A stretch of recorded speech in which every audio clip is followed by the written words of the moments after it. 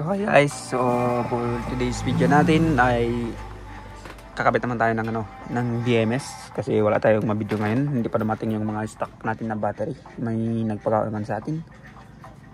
So ito yung yung binuo natin yung last week. Ikakabit na natin yung BMS and active balance. So kung makita nyo, itong system natin is 12 volt. So itong yung 150 Ah yung battery pack. So ito yung yung active balance and BMS. So kung makita nyo, yung wire is pinag-isa ko na. Okay, black is pagsamahin nyo. So sunod-sunod naman yan. Sunod-sunod, nilagyan ko ng terminal kasi hindi tayo maglalagay ng solda. So maglalagay lang tayo ng bolt and nut dito. So ito yung battery. So ngayon, i-ano na natin, ikakabit na natin yung BMS and active balance. Makita nyo yung BMS is kinabit ko na dito sa taas kasi ano naman yan, yung wire lang hindi ko nakabit. Yung BMS nilagyan ko na ng tali dito.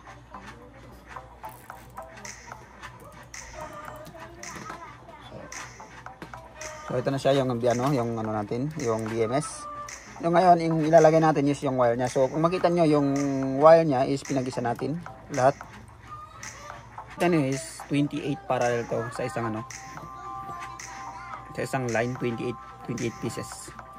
So ito yung makita yung wire ng BMS ilalagay natin dito sa yung kulay blue is ilalagay natin sa main ng negative. So yung main ng positive is dito sa kabila.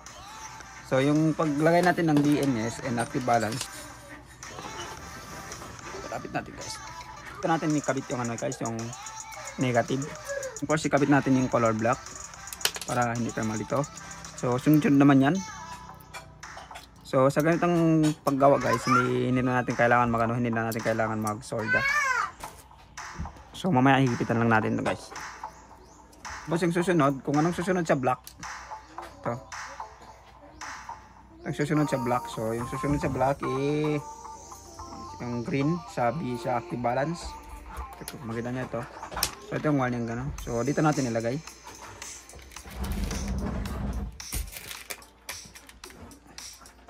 So ganitong paggawa guys, hindi na kailangan natin mag-solda. So higpitan lang natin yung maglagay lang tayo ng bolt. And maglagay tayo ng nut sa baba. Tapos higpitan lang natin mamaya.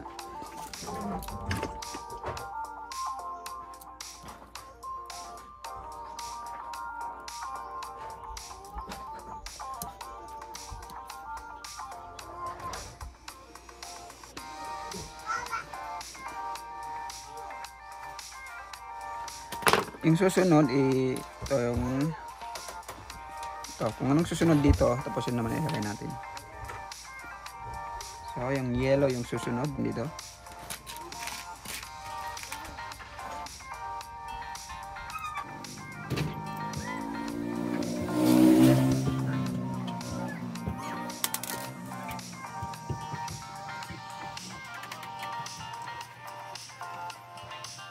So yung susunod, kung anong susunod dito sa wire na to, ito naman yung ilagay natin. So, makita nyo ito.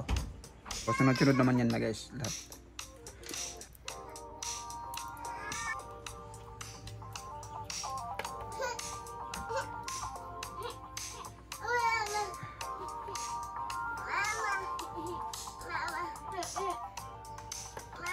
So makita nyo, isa na lang yung wire natin.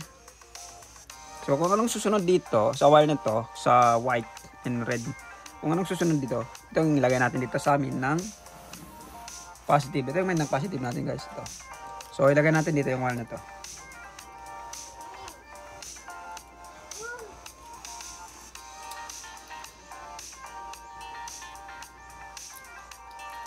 So ganitong paggawa nyo ng battery pack sa paglalagay ng mga BMS and active balance. Kung maglagay kayo ng nut, hindi na kailangan mag-solda. Kasi kung para sa akin, mas madali yung ganito kasi hindi natin kailangan mag-solda. Tapos na tayo dito. So, yung next natin is higpitan natin yung wire, yung bolt niya.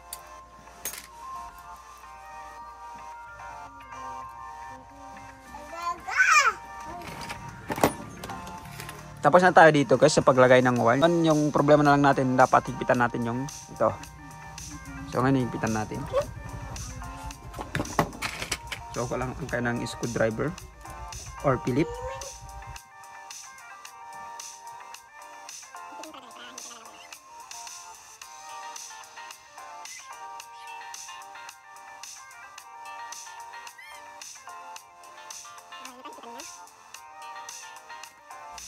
Yung last natin guys, ito na, dito sa main ng positive yung kita ng natin.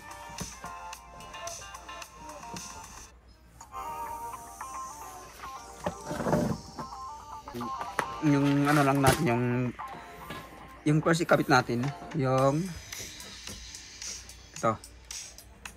So dito sa pagkabit ng sa pagkabit ng BMS, hindi naman yan papasok pag hindi tama yung paglagay nyo ng wire. So kung makita nyo dito sa sa wire, yung blue is ilagay natin sa min ng positive. Yung color black dito tayo pumunta sa controller or inverter. Dito natin niladadaan. So ngayon ikabit natin yung wire, yung wire niya. Ganun lang guys.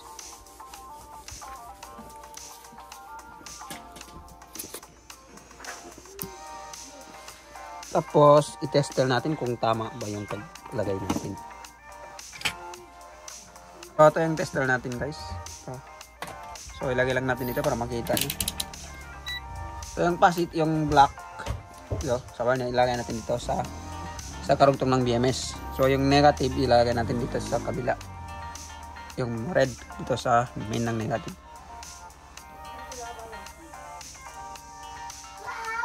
Makita nyo guys is 13.6. So ibig sabihin tama yung paglagay natin ng mga wire niya. So 13.6. Kasi tina-charge ko tayo na full charge na to eh. So tama yung paglagay natin. So yung next gagawin natin ay yung pagkabit ng active balance. Ito yung active balance natin. So hindi naman yung papasok pag hindi tama yung paglagay nyo. So ganun lang yung paglagay. Yung ito sa taas. So kung makita nyo, mag-iilaw na siya. So ibig sabihin tama na yan. So tanggal muna natin. Ilagay natin lang sa battery.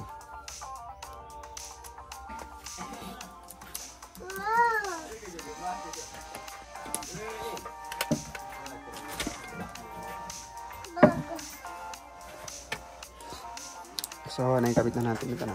Nailagay na natin yung active balance and BMS. Tapos na natin nilagay guys yung active balance and BMS. Yung ayusin lang natin ngayon yung wire nya. Ito lang sa wire. Ayusin natin yung wire. So kailang bahala kung anong mga technique nyo sa pag-aayos ng mga wire nyo guys. Kasi magkaiba tayo ng mga design. Hindi tayo magkapareho ng Kaya lang bahala kung paano nyo ayusin yung wire nyo. Pero sa akin yun, ganun ko lang yung wire.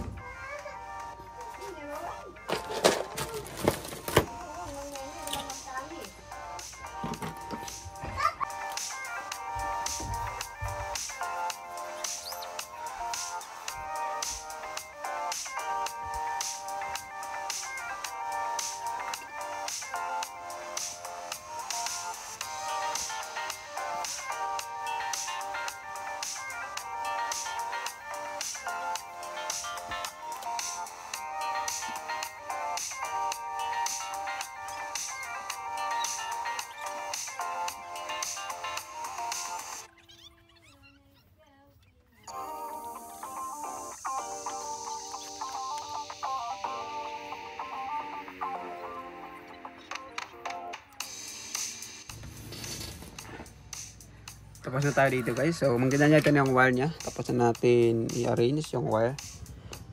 Ito yung main ng positive natin sa BMS. And yung main ng negative natin dito sa BMS and positive natin dito. So yung magra-run na yan. Pag umilaw na yan, magra-run na. So yung ang gagawin natin ngayon, ito-test na muna natin kung okay na siya. Ito yung tester natin guys. Yung tester. So test natin.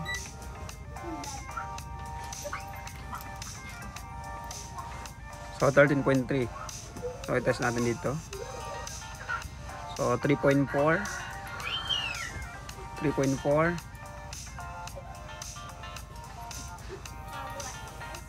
2.3. So,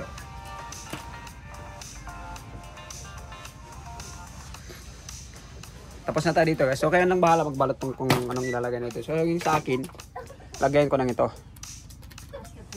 Yung i-ano ko yan lahat. Ibalot. So hanggang dito lang yung video natin. Kung gusto mong maganitong video, pakipindot mo na yung like and subscribe. Pakita rin yung notification bell para ma-update ka kung may bago tayong video na ina-upload.